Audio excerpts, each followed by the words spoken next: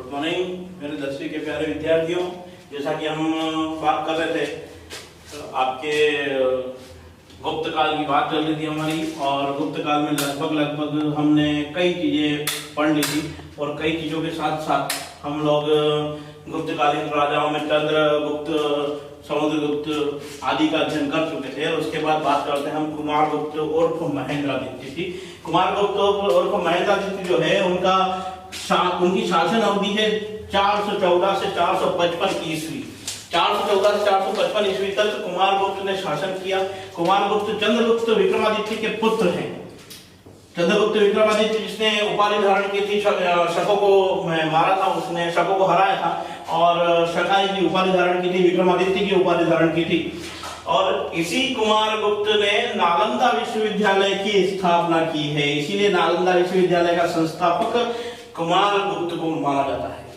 इसके बाद जो कुमारगुप्त है उन्होंने नालंदा विश्वविद्यालय की स्थापना की। नालंदा विश्वविद्यालय हमें पता है बिहार में स्थित है। नालंदा विश्वविद्यालय बौद्ध शिक्षा का प्रमुख केंद्र, आगे जाकर सामने आता है कि बौद्ध धर्म का प्रमुख केंद्र कौन सा है, नालंदा विश्वविद्यालय। यहाँ से कई बौद्ध आचार्य शिक्षित होकर तिब्बत और अन्य कई विदेशी स्थानों पर जाकर अपने धर्म का प्रचार करते हैं।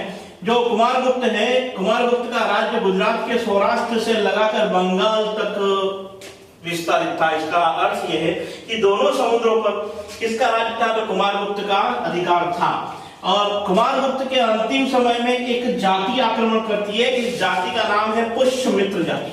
देखिए, एक हमने बात की है पुष्यमित्र शुंग की। वो शुंग वंश के राजा थे और शुंग वंश के संस्थापक थे, जिन्होंने अंतिम मौर्य सम्राट बृहदत्त को मारकर शुंग वंश की स्थापना की थी। पर यहाँ पे ये पुष्यमित्र जाति है।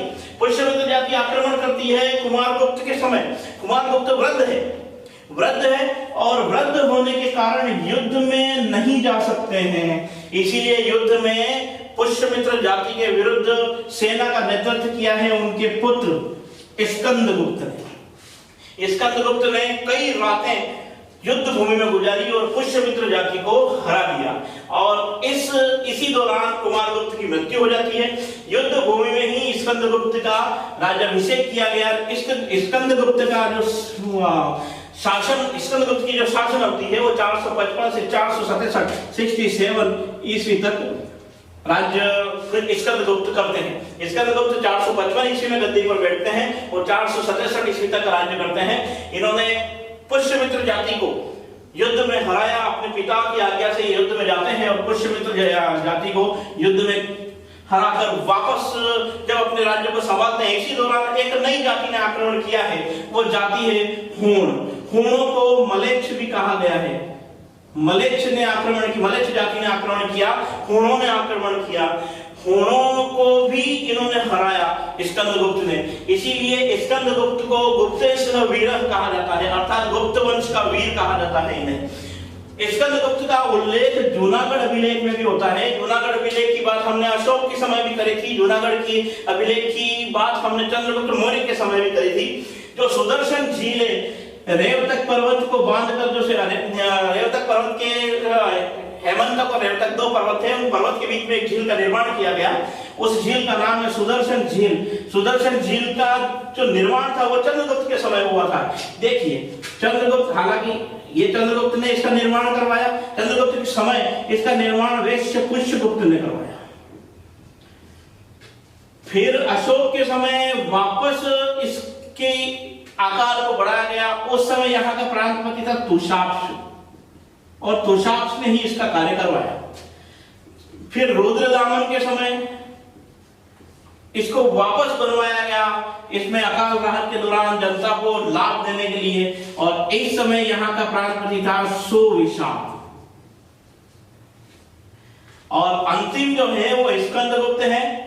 और स्कंदगुप्त के समय जो चक्रपालित है, वो चक्रपालित यहाँ पर पुनर्निर्माण का कार्य करवाते हैं। चक्रपालित यहाँ के प्रांतपति के पुत्र हैं, वो यहाँ पर पुनर्निर्माण या जीर्णोद्धार का काम करवाते हैं इस झील का। अब ये होता है स्कंदगुप्त गुप्त वंश के, प्रारंभिक गुप्त वंश के सबसे महान शासक हैं और अंतिम महान शासक। गुप्त वंश की उपलब्धियों की ओर देखा जाए तो गुप्त वंश जो है वो वैदिक धर्म के पुनरुत्थान का काल कहा जा सकता है, या वैदिक धर्म के चरम का काल भी इसे कहा जा सकता है। समुद्रगुप्त और कुमारगुप्त प्रथम दो ऐसे शासक हैं जिन्होंने अश्वमेध यज्ञ किया है। देखिए, एक तो चंद्रगुप्त है और एक तो समुद्रगुप्त है और एक कुमारगुप्त फर्स्ट है। वो दो शासक ऐसे हैं जिन्होंने अश्वमेध यज्ञ किया है। विकेंद्रीकृत प्रशासन की पहली बार व्यवस्था लगभग देखिए, मौर्य जो प्रशासन था, मौर्य प्रशासन केंद्रीकृत प्रशासन था और जो गुप्त था वो विकेंद्रीकृत प्रशासन था। तो विकेंद्रीकृत प्रशासन गुप्तों की विशेषता है। राजकाज की भाषा यहाँ की संस्कृत थी, संस्कृत भाषा में ही राजकाज किया जाता था। इसी दौरान कालिदास इसी काल में पैदा होते हैं और कालिदास ने अपने श्रेष्ठतम ग्रंथों की रचना इसी के काल में इसी दौरान की थी। और इनके ग्रंथ हैं रघुवंशम, कुमार संभव, ऋतुसंहार, मेघदूतम, अभिज्ञान, शाकुंतलम,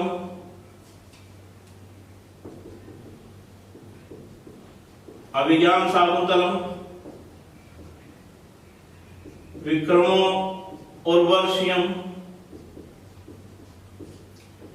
मालविका अग्निमित्रम।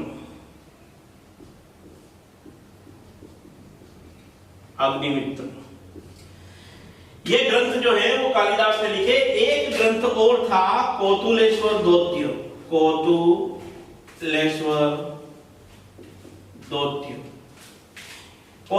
दोत्य वो ग्रंथ है जो कालिदास ने लिखा है, लेकिन अभी किसी को प्राप्त नहीं हुआ है। और नहीं प्राप्त हुआ है किंतु इसके जो उल्लेख हैं वो दूसरे ग्रंथों में मिलते हैं, इसलिए ये ग्रंथ भी कालिदास ने लिखा है। तो कालिदास द्वारा लिखे गए ग्रंथ रघुवंशम, कुमार संभव, ऋतुसंहार, मेघदूतम, अभिज्ञान शाकुंतलम, विक्रमोर्वशीयम, मालविका अग्निमित्रम और कौतुलेश्वर दोत्य इसी काल में लिखे गए हैं। साथ ही अमर सिंह नामक लेखक ने अमरकोश लिखा।